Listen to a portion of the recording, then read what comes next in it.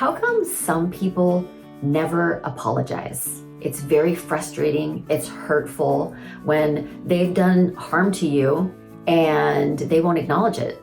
They won't apologize. And so you can get stuck there waiting for that apology that may never come. Let's talk about that today.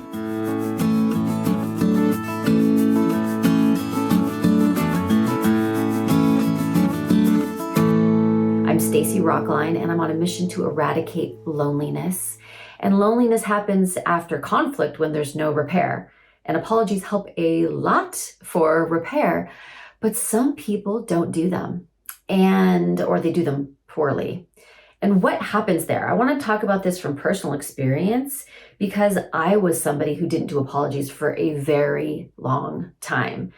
And I want to describe why that is, because I think that we can get stuck thinking that the other person doesn't think that they hurt us or thinks it's okay to hurt us. And that's often not what's happening at all. It's about them and their ability to acknowledge that they've made a mistake. So this happened when I was a little girl. I had really long hair and my mom gave me a haircut. And after the haircut, she handed the scissors to me and told me to go put them away. So I go into the bathroom and I climb up on the sink and I go to open the medicine cabinet because I'm going to put them in there. And I see there's this hair just like hanging down in front of my face. And I go, oh, she missed one, right? And I think, what can I do here? I can go, tell her and have her redo this, but I'm right here. I have scissors and I'm a resourceful young girl. I'll just cut it. So I did.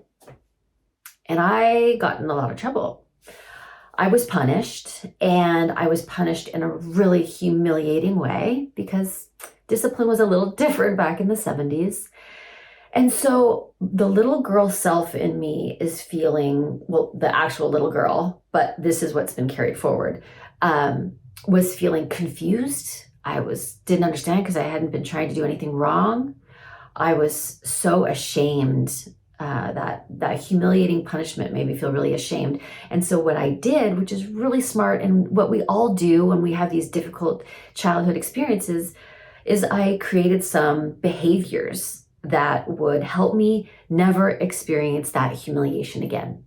One of them was to not make mistakes, like avoid mistakes at all costs as much as possible.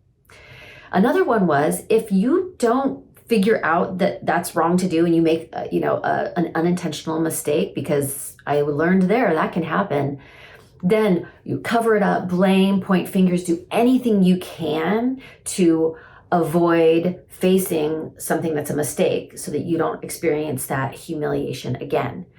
And I bring all of these behaviors forward. And so now I'm an adult and I hurt someone and they bring it to me. And what do? Apologize would be the thing that makes sense, but no, it would be make excuses and point fingers and blame something else. And inside, shame myself and change my behavior and vow to never do that again, hoping that we can just move forward and I never have to deal with that humiliation. That's what I think is going to happen.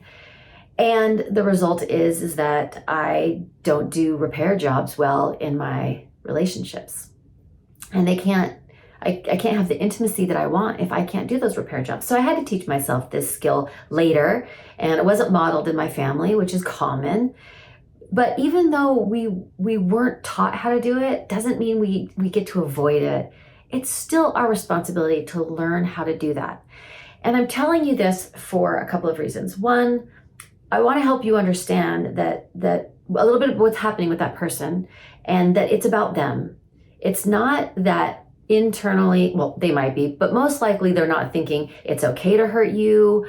They're not not thinking that they didn't hurt you. Like they know, they feel terrible, but somehow facing it with you feels scarier for whatever reason. Their defense mechanisms have been triggered because there's a little child part of themselves that is just terrified of that experience. And because they haven't done it, they don't realize how liberating it is to apologize, how much better it feels to say you're sorry and reconnect.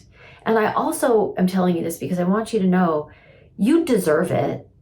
You absolutely deserve that acknowledgement. You absolutely deserve to be apologized to. And because it's not coming, I don't want you to get stuck there, which that can happen. So what you're going to have to do is give yourself that acknowledgement. You're going to have to like sit yourself down and say, look, that was not okay what that person did. And you absolutely deserve an I'm sorry for it. And you are a good, worthy person who deserves to be treated with respect and to be honored as the brilliant being that you are. And I'm sorry that happened to you. So instead of waiting and waiting and waiting and being stuck with your hurt feelings, you can unhook yourself from this experience, because the truth is some people out there are just not going to decide to pick up this skill of apologizing, and it might not be coming for you, but we don't want to be stuck to those things. Okay, that's for you today. I hope you're able to unstick yourself. I hope you always get the apologies that you deserve. And I hope that you too are able to apologize so that you can repair and have those intimate relationships that you want. If you like this video, make sure to like it, make sure you subscribe to our channel, and I will see you next time.